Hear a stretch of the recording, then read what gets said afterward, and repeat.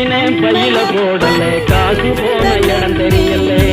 கையில வாங்கினேன் பையில போடல காசு போன இடம் தெரியல என் காதலி பாப்பா காரணம் கேப்பா ஏது சொல்வதுன்னு புரியல ஏது காலம் சரியில்லை கையில வாங்கினேன் பையில போடல காசு போன இடம் தெரியல